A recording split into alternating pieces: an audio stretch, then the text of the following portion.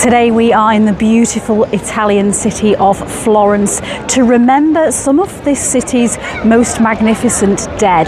Now, these are the sort of people that truly left their mark on the place through various different reasons. And what's interesting is that some were buried here, some were buried and then moved, and some were never buried at all. Some of the greatest stories ever told are the ones that endure.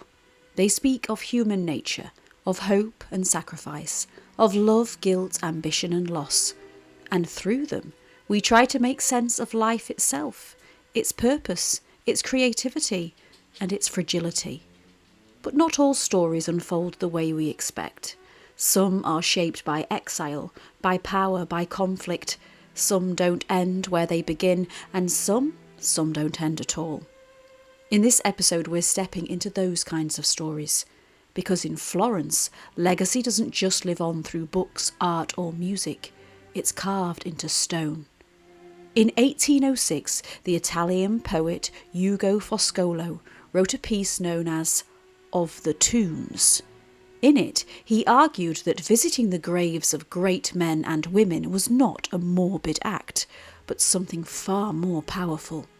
A way of drawing inspiration from those who came before, of carrying their ideas forward, and in his time, even stirring a nation towards change.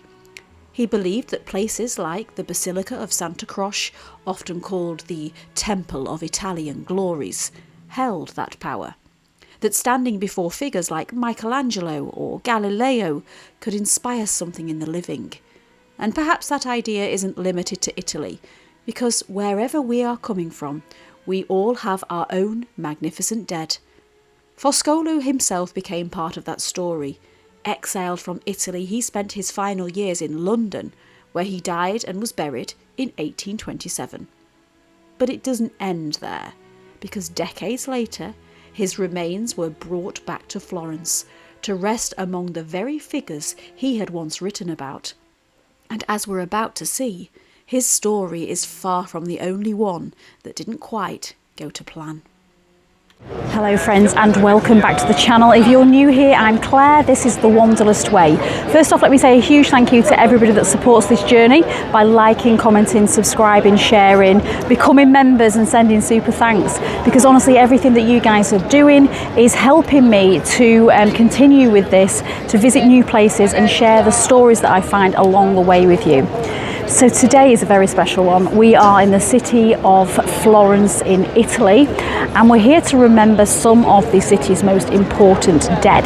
Now, there's going to be two sites that we're going to visit. The first one is the one behind me, which is the Santa Croce, different ways of pronouncing it, and then later on we're going to go over to a very beautiful cemetery as well. So if you're ready for that kind of adventure, then pull up a chair, because that's enough waffle. Let's wander.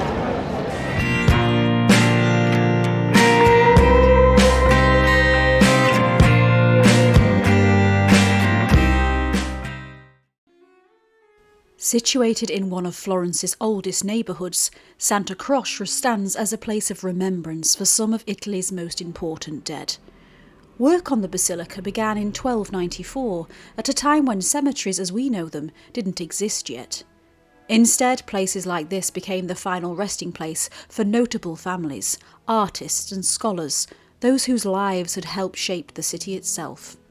Beneath our feet, the earthenware floor holds around 250 graves, a quiet but remarkable legacy of history, faith and art. And above it, the space tells its own story. Ancient frescoes line the walls, light filters through stained glass windows, relics of saints are preserved within, and along the edges, monumental tombs rise in tribute to those who came before. It's here that many of Florence's most famous names are remembered, and where the ideas of Ugo Foscolo began to feel very real.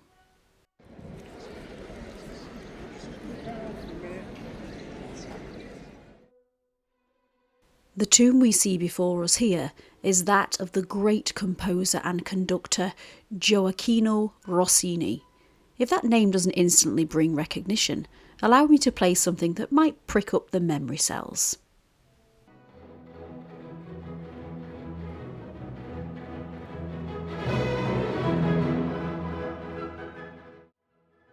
Crafted from exquisite marble, it draws the eye immediately, with its gilded details, its mosaic work, and at its centre, a portrait of Rossini himself, framed almost like a stage. Below, a solitary figure representing music stands in quiet mourning, draped in heavy cloth, her posture softened by grief at the foot of the sarcophagus. There's something unmistakably theatrical about it, which feels fitting for a man whose work still echoes so clearly today. Rossini was born in 1792 in the coastal town of Pesaro, into a family of musicians, and by the age of 12 he was already composing. What followed was a remarkable rise.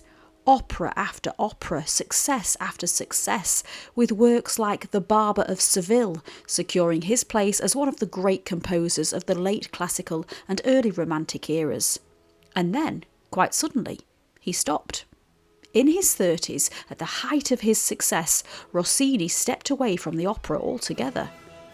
Some compared this to being like Shakespeare, a rare moment where a genius simply recognised that they had already achieved something unsurpassable. Others have pointed to something more personal. His health had long been fragile, both physically and mentally, and over time it began to take its toll. By the 1850s, those closest to him feared for his well-being. So, at the age of 63, he left Italy behind and went to Paris, where he would spend the final years of his life. There he lived more quietly, composing smaller pieces, hosting gatherings, and remaining a figure of admiration, if not the force he had once been. When he died in 1868, his funeral in Paris drew in the thousands, and he was buried there. But, like so many of the figures here, that wasn't quite the end of the story, because years later, Italy sought to bring him home. His wife at the time agreed, but on one condition, that she could keep his heart and that it would remain in France. And so, when his body was finally returned here to Florence, to rest among the country's most celebrated names, a part of him stayed behind. What's interesting about Santa Croce is that not every story here is told through a body at rest, because sometimes remembrance takes a different form. In May 1820, an English couple, William and Frances Nightingale, found themselves travelling through Europe on an extended honeymoon. William was a successful banker and landowner. His wealth afforded them a journey with time, comfort, and a sense of freedom to explore. Just a year earlier, while in Naples, they had welcomed their first child, naming her Parthenope, after the ancient Greek name for the city. So, when, on the 12th of May 1820, their second daughter was born here in Florence, the choice of name felt almost inevitable. They called her Florence. The family would go on to return to England, and it would be there that Florence Nightingale would go on to shape the world. Through her work, she would become the founder of modern nursing, a woman whose compassion, intelligence, and determination changed the course of medical care. And yet, despite everything she became, this city still holds its own quiet claim, because it was here that her story began. And when she died in 1910, at the age of 90, she was buried in Hampshire, far from Florence. But here in Santa Croce in Florence, she is still remembered, not through a grave, but through a connection, a reminder that a life can belong to more than one place, and that what we leave behind isn't always tied to where we rest. And now we will talk about one of the most famous names associated with this city, and that of course is Dante. He wrote the Divine Comedy, which we'll go into a little bit shortly, but he was a Florentine. He was born here in Florence, but things didn't quite go as smoothly as he might have hoped.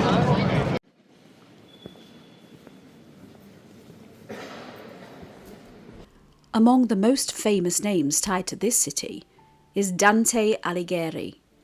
Born here in Florence, he would go on to become a poet, writer and philosopher, and the author of one of the most important works of the Middle Ages, the Divine Comedy. At its core, it's a journey, one that begins in darkness, descends into hell, before rising through purgatory, and finally into paradise. And later in this video, we'll come across a set of steps here in Florence that Dante himself once described in Purgatory, a small but powerful reminder of how closely his writing is tied to the world around him. But it's that first part, Inferno, that has stayed with people the most. Because Dante doesn't just describe hell, he builds it. A vast funnel-shaped world beneath the earth, divided into 9 descending circles, each one reserved for a different kind of sin. And as he travels deeper, the punishments become more severe, more unsettling, and more difficult to forget. The lustful swept endlessly through violent storms, the gluttonous lying in filthy freezing rain, the corrupt, the violent, the traitors, all given punishments that reflect the lives they once lived. A kind of poetic justice, where every action carries its consequence. Guided by the Roman poet Virgil, Dante moves through rivers of the dead, through burning cities, and finally to the lowest, coldest point of all, a frozen lake where Satan himself is trapped in ice. It's vivid, it's disturbing, and for many it became the way hell was imagined long after Dante had written it. But this wasn't just imagination, because behind it all was a man who had been cast out of his own city. Dante was exiled from Florence, caught in the political turmoil that shaped it at the time. Conflict, corruption, shifting power that left little room for loyalty. And he would never return. Instead, Florence became something else in his writing. Not just a home, but a source of anger, reflection, and in many ways, inspiration. A place that found its way into his vision of judgment, of consequence, of what happens when power is abused. Dante died in 1321 in the city of Ravenna, still in exile, and that is where he was buried. Florence, having long regretted its decision, made repeated attempts to bring him back. At one point, even the Pope gave permission, but the monks of Ravenna refused. It's rumoured that they went as far as to hide his bones within the walls to prevent them from ever being taken. And so, here in Santa Croce, what stands is not his resting place, but the monument they built for him. An empty tomb, built for a man the city once cast out and never managed to reclaim. But Dante wasn't the only great Florentine to be forced away from the city. Nearby him stands another monumental tomb, this one belonging to the great Michelangelo, the son of Florence and the father of David. And like Dante, his death took place many miles from here. But would his story end the same way, with an empty grave? Let's find out.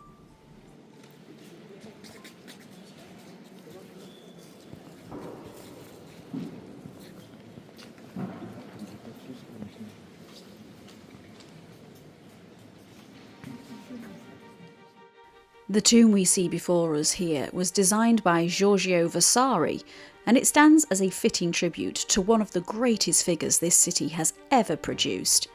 Combining both sculpture and painted frescoes, it's a monument that feels almost alive with detail. At its centre sits a bust of an older Michelangelo. Surrounding the tomb, 3 distraught female figures, each representing one of his crafts: architecture, sculpture, and painting. All in mourning. A powerful image for a man who left such an undeniable mark on Florence. Michelangelo was born in 1475 just outside the city, but it was here that he was shaped. As a young boy, he entered the house of the Medici, under the patronage of Lorenzo de' Medici. He lived among this powerful family. He learned among their collections and grew up surrounded by influence, power, and some of the greatest minds of the Renaissance. For a time, the Medici were not just his patrons, they were his entire world. And it was here that his genius took hold. Commissions of sculpture, painting, architecture, each one pushing the limits of what had come before. From David to the ceiling of the Sistine Chapel, his work would come to define an era. But power has a way of complicating even the closest relationships. In 1527, Florence rose up against the Medici, and Michelangelo sided with the Republic. He helped defend the city, overseeing its fortifications against the very family who had once supported him. When the Medici returned to power in 1530, the consequences were immediate. A death sentence was issued against him, and for months Michelangelo went into hiding, concealed within a small chamber beneath the Medici chapel. He was eventually pardoned, but something had shifted. The Florence he had known was gone, and so he left, for good. He settled in Rome, where he would spend the final decades of his life working under the popes, continuing to create and continuing to carry that relentless pressure he placed upon himself. He died there on the 18th of February, 1564, at the age of 88, and was buried in a church in Rome. But for Florence, that was never going to be the end of things. His nephew, Leonardo Buonarroti, was determined to bring him home. Duke Cosimo de' Medici initiated and authorised the return of his body to Florence, but fearing opposition from Rome, Michelangelo's nephew acted in secret. Months after his initial burial, his body was removed, concealed within a bale of hay, and quietly smuggled out of Rome. When the coffin was opened weeks later, it was said that his body showed no sign of decay, as though he was simply sleeping. Some even believed this was proof that he was no ordinary man, but closer to being a saint. He was brought back here to Florence and laid out in Santa Croce, where people gathered to pay their respects. There is a piece of furniture here. This is the one I'm showing you in the screen now, and this is believed to be the very one where his body was put on display. Now, after this city threw the funeral they believed he truly deserved, which was a stark contrast from the modest ceremony in Rome. It happened on the 14th of July 1564. It was a stage ceremony on a truly princely scale at the Basilica of San Lorenzo, and thousands attended. Artists, dignitaries, citizens, all honouring a man they claimed as their own. And then finally he was laid to rest here in Santa Croce. Though it's believed his body doesn't lie directly beneath this tomb, but nearby within the family plot. It's a remarkable journey, and perhaps a complicated one. Now let me ask you a question. If you were Dante or Michelangelo, would you welcome that return? Or would you resent being brought back to a city that once made you feel like an outcast? Because just across from this tomb lies the next name we've come to remember. A man who, like Michelangelo, would find himself in conflict with the powers of his time. A man whose ideas would challenge the very understanding of the world. Some have even suggested that when Michelangelo died and this man was born, it marked the passing of one great mind to another. And it's said that that is why, when the tombs here were arranged, they chose to place them directly opposite one another.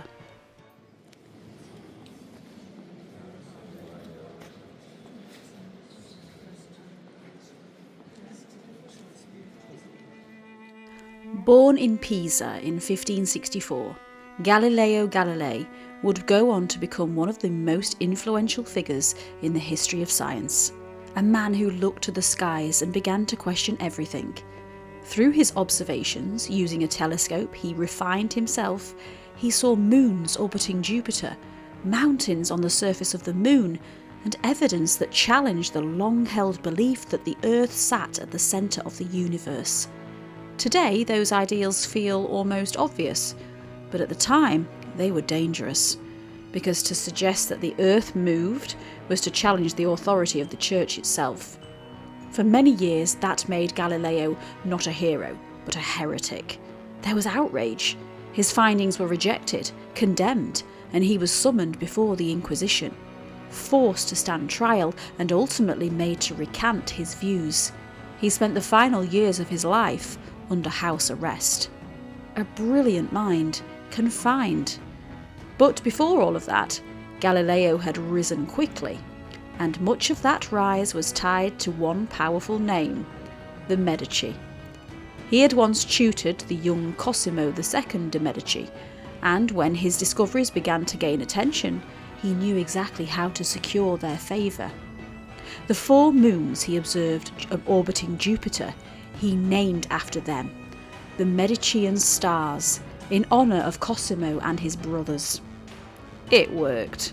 He was appointed chief mathematician and philosopher to the Grand Duke, a role that gave him status, financial security, and the freedom to pursue his work.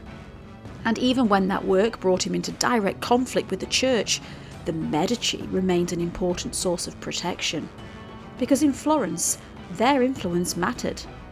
There's a quieter, more personal side to his story too, a little bit of irony, because despite all his arguments with the Church, 2 of his own daughters ended up entering religious life as nuns.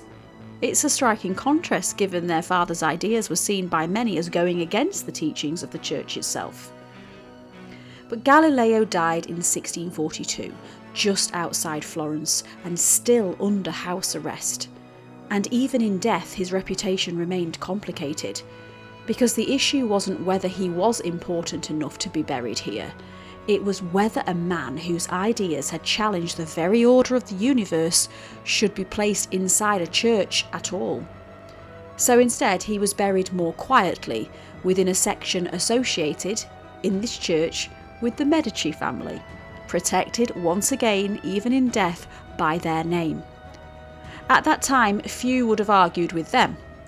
And it's a story tied closely to the city's darker past, and something which we'll be exploring more in next week's episode. But time has a way of changing things, because nearly a century later, Galileo was finally moved and given this place that you see before us now. It's a grand tomb set directly opposite Michelangelo. It's striking in its symmetry.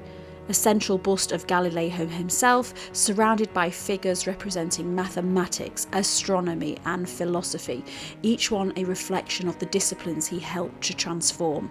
A far cry from the quiet burial he was first given, and perhaps a fitting end for a man whose ideas were once feared, but would go on to change the way we see the universe.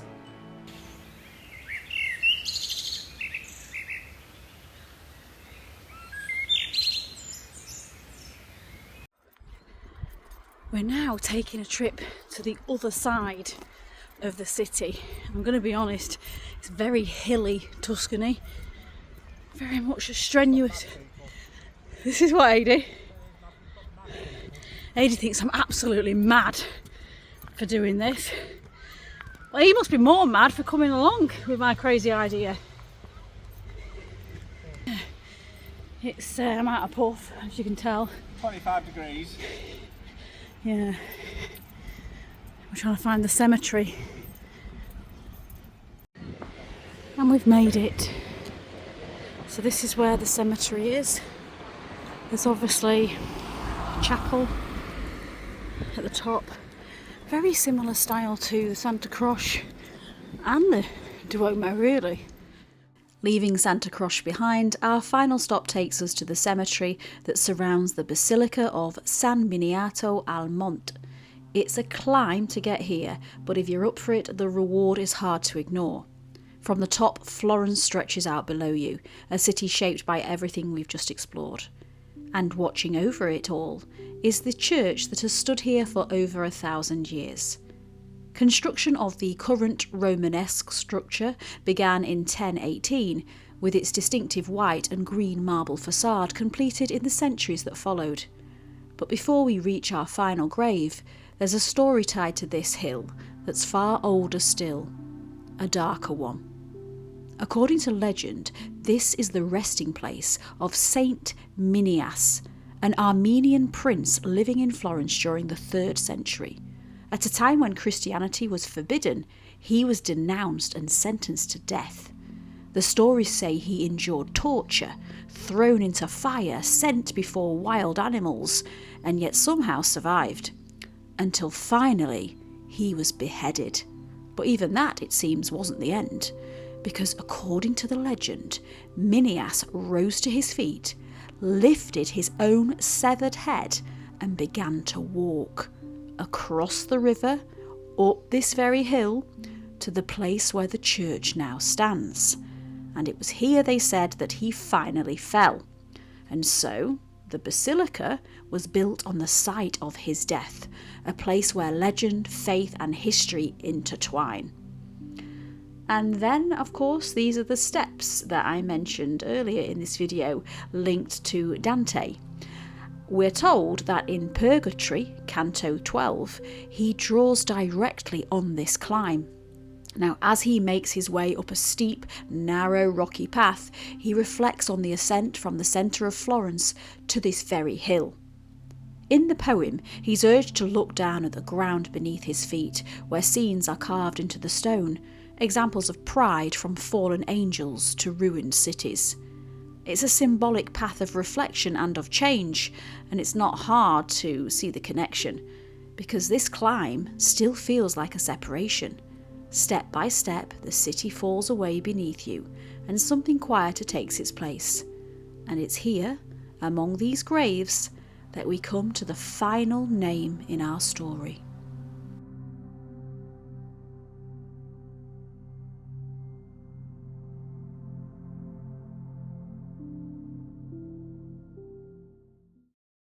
This is the guy who wrote Pinocchio, but he didn't write it under his actual name. He wrote it under a pen name, like a lot of authors did at that time. And this is obviously adorned with ribbons and things. There's a little tiny Pinocchio at the top as well. And it's in a really beautiful cemetery. I mean, if you do like your cemeteries and you appreciate that sort of thing, it's a bit of a trek, I'm going to be honest, but the views are spectacular. And yeah, it's lovely to come and pay our respects to the guy who created Pinocchio. Pinocchio. It's a story most of us think we know so well. The tale of a wooden boy setting off on a journey to please his carpenter father and become a real boy. That's the version we remember, the one that passes the Disney test. But before we talk about the man who gave us Pinocchio, it's worth starting with the story itself, because the one we know today is a far softer version of the one Carlo Lorenzini originally wrote. It first appeared on the 7th of July 1881, published in serial form in a children's magazine under the title The Story of a Puppet. It was across 15 chapters, written under the pen name Carlo Collodi. And from the very beginning, this is not a gentle story. Pinocchio isn't naive or sweet. He's impulsive, he's selfish, and he's often cruel. And you know the talking cricket, when he tries to guide him? Well, in the real story, Pinocchio silences him with a hammer. When Pinocchio runs away, it's his father who pays the price. He gets arrested and Pinocchio walks free. And the world he moves in through offers little comfort in return. He is hungry, he is cold, and he is punished at every turn. At one point, he falls asleep by the fire, only to wake and find his own feet burning. He's later chasing easy rewards, he's tricked, he's beaten, and he's drawn further into trouble. And the deeper he goes, the harsher it becomes. He's transformed, he's stripped of himself, reduced quite literally to something less than he was before. A character caught up in a cycle of mistake and consequence, and it all builds up to one single moment. He gets captured by the fox and the cat. He gets led to a lonely stretch of land and hoisted up into the branches of a great oak tree to be hanged. And there it ends, with Pinocchio and the noose swinging in the wind. A final warning and a life cut short, not by chance but by choice, and certainly not the Disney ending. Because in Collodi's original telling, this wasn't a story about becoming better. It was a story about what happens when you don't. But that wasn't the end, not quite, because readers did push back and the editors intervened, and the story was given a second chance. New chapters were written, the fairy with the turquoise hair stepped in. Pinocchio was given the ending we recognise today. A softer landing, perhaps a slightly different message, but it does raise a question. What kind of man writes a story like this? One that feels less like a fairy tale and more like a warning. Something designed to shock, to unsettle, to teach. Because beneath it all, there's a thread of moral wisdom running through the story. And to understand that, you have to look beyond the name, beyond Collodi, and toward the man behind it, the real man. Carlo Lorenzini was born in Tuscany in 1826, a writer, journalist and satirist, shaped by a period of political change and national identity in Italy. His work often carried a tone of commentary, observation, and at times, quiet criticism of the world around him. Pinocchio, in many ways, reflects that. It's not just a children's tale, but something sharper, a story about behaviour, consequence, and the cost of ignoring the lessons life tries to teach.